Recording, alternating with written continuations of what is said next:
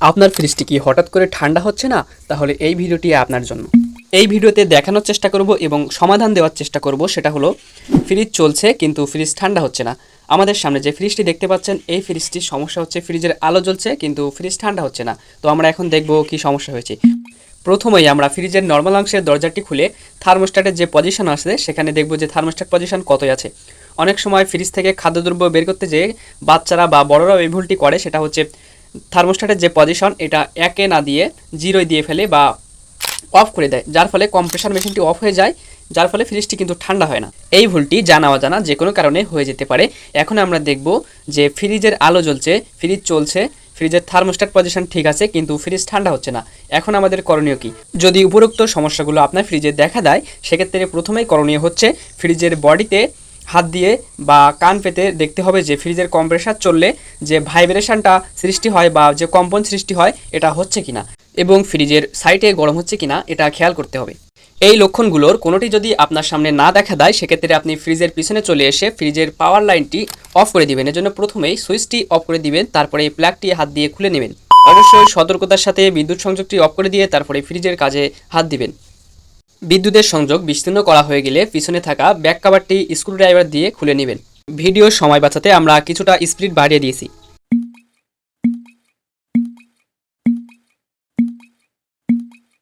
Finally আমরা back কভারটি খুলে নিলাম।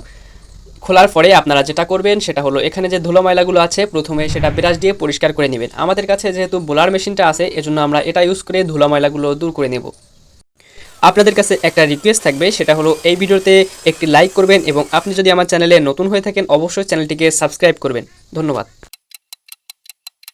এখানে যে কালো মেশিনটি দেখতে পাচ্ছেন এটার নাম হচ্ছে কম্প্রেসার, আর এই কম্প্রেসারের স্টার্ট করার জন্য যে কানেকশন বক্স আছে, এই যে কালো বক্সটি এটা হচ্ছে কানেকশন বক্স। এর ভিতরে রিলে এবং ওভারলোড নামে দুইটি পার্টস বা যন্ত্র আছে। এই যন্ত্র দুটির কাজ হচ্ছে কম্প্রেসার মেশিনকে স্টার্ট করে দেওয়া এবং স্টার্ট করার পরে কম্প্রেসারে লাইন সরবরাহ করা। কিন্তু যখন এই পাস দুটি নষ্ট হয়ে যায়, রিলে এবং ওভারলোড, তখন কম্প্রেসার আর চলতে পারে না, অর্থাৎ স্টার্ট হয় না, চলে না, যার ফলে আমরা ফ্রিজে ঠান্ডা পাই না। প্রথমেই আমরা ফ্রিজের বডিতে হাত দিয়ে চেক করে নিয়েছিলাম যে ফ্রিজের বডি ভাইব্রেশন করে কিনা, কিন্তু তখন ভাইব্রেশন করছিল না, বুঝতে পারছিলাম যে কম্প্রেসার চলছে না। এখন আবার কম্প্রেসারে লাইন দিয়ে দেখছি যে কম্প্রেসার চলে কিনা। আমাদের কম্প্রেসারটি কিন্তু কোনো প্রকার অন হয়নি বা চালু হয়নি। যেহেতু কম্প্রেসারটি চালু হচ্ছে না, এবার আমরা যেটা করব আর তা হলো কম্প্রেসারের যে কানেকশন বক্স, এই কানেকশন বক্সটি খুলে দেখব যে রিলে এবং ওভারলোড এই দুইটি পার্টস ঠিক আছে কিনা।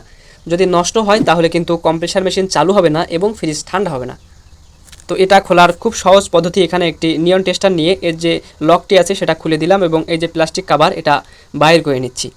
এটা বাহির করতে গিয়ে খুব সাবধানতা অবলম্বন করতে হবে, না হলে রেফ্রিজারেন্ট পাইপ ভেঙে গিয়ে গ্যাস বাইর হয়ে যেতে পারে। এ বিষয়ে খেয়াল রাখবেন। টার্মিনাল বক্সটি খোলার পর কিন্তু রিলে এবং ওভারলোড আমরা সচক্ষে দেখতে পাচ্ছি। এখানে যে উপরের যে কালো পার্টসটি দেখতে পাচ্ছেন এটার নাম হচ্ছে ওভারলোড। এটাই ওভারলোড এবং এর তলায় যেটা সেটা হচ্ছে রিলে। প্রথমে আমরা ওভারলোডটি ছাড়িয়ে নেব। তো এটা ছাড়ানোর জন্য এই লকে চাপ দিতে হবে, চাপ দিলে এটি ছাড়িয়ে আসবে। এই ওভারলোডটি কিন্তু স্ক্রিনে দেখানো এই টাইপেরও হয়ে থাকে, এটা দুই টাইপের হয়। এই যে টাইপটা দেখতে পাচ্ছেন অরিজিনাল যেটা আছে, এবং স্ক্রিনে দেখতে পাওয়া এই টাইপটিও হয়ে থাকে। এবার আমরা রিলেটি আস্তে করে টেস্টার দিয়ে আমরা চাপ দেবো এবং পিছন দিক দিয়ে টান দেবো, দিলে ছাড়িয়ে আসবে। এখানে একটি লক্ষণীয় বিষয়, সেটা হচ্ছে যে টার্মিনাল বা যে জ্যাক থেকেই ছাড়ান না কেন, এটা মোবাইলে ছবি ধারণ করে রাখবেন বা মার্ক করে রাখবেন, তাহলে পরবর্তীবার লাগানোর সময় আর কোনো সমস্যায় পড়তে হবে না। এখানে যে রিলে এবং ওভারলোডটি দেখতে পাচ্ছেন এই মডেলের বা এই টাইপের নাও হতে পারে। নতুন যে রিলে ওভারলোড এটা বিভিন্ন রকম হয়ে থাকে, বা আমি ভিডিওতে যে রিলে ওভারলোডটি খুলছি এই রিলে ওভারলোড আপনার ফ্রিজে নাও থাকতে পারে। তো যে টাইপের থাকে সেই টাইপেরটা লাগাতে হবে। এখন আমি যে রিলের জ্যাকটি আছে এই জ্যাকটি টেস্টারের সাহায্যে ছাড়িয়ে নিচ্ছি। আমার ছাড়ানো শেষ। এবার এটি ভালো আছে কিনা এটা বোঝার জন্য এভাবে আঘাত করলে ভিতরে নড়াচড়া করার একটা শব্দ পাবেন। যদি শব্দ পান তাহলে বুঝবেন এটা নষ্ট হয়ে গেছে। তখন আপনি এই রিলে এবং ওভারলোডটি বাজারে গিয়ে নিয়ে এসে আবার পুনরায় স্থাপন করতে পারবেন এবং ফ্রিজটি চালু করবেন, তখন দেখবেন ফ্রিজটি ঠান্ডা হচ্ছে। তো আমরা একটু প্রফেশনালভাবে এই যে রিলেটি এটা মাপ দেব। এখানে একটি দেখতে পাচ্ছেন মিটার নিয়েছি, মাল্টিমিটার। এই মাল্টিমিটারের সাহায্যে আমরা পরিমাপ করছি। এখানে দেখতে পাচ্ছেন দুই ছিদ্রের ভিতরে আমরা যে মিটারের টার্মিনাল, এই টার্মিনাল দুটি ঢুকিয়ে দেওয়ার পরেও কিন্তু মাপ দেখাচ্ছে না, তাহলে আমাদের এটি নষ্ট। এবং ওভারলোডটি আমরা এখন মাপ দেবো। এখানে যে জ্যাকটি আছে এই জ্যাকটি খুলে নিলাম এবং টার্মিনাল দুটি বাইরে হয়ে গেল। এখানে মাপ দিচ্ছি কিন্তু কোনো প্রকার মাপ নেই। তাহলে কিন্তু আমরা বুঝলাম যে রিলে এবং ওভারলোড এই দুটি নষ্ট। এখন কিন্তু আপনারা চাইলে এই যে মিটার, এটা ডিজিটাল মিটার, ক্যালাম টাইপ মিটার, এই মিটার দিয়েও পরিমাপ করতে পারেন। তো আপনার কাছে যেটা থাকবে, যেটা সুবিধা হবে সেটাই আপনি কাজে লাগাবেন। এখন দেখতে পাচ্ছেন আমরা নতুন একটি রিলে নিয়ে আসলাম। এই রিলেটি আমরা যে সাইডে কানেকশন করা ছিল এবং যে টার্মিনালে কানেকশন করা ছিল সেই টার্মিনালে কানেকশন করব।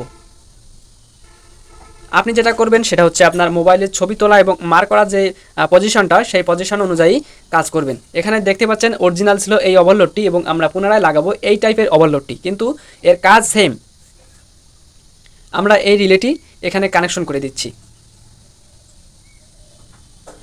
যে সাইডে কানেকশন করা ছিল সেই সাইডে আমরা কানেকশন করে নিলাম এবং ওভারলোডটিও কানেকশন করে নিলাম।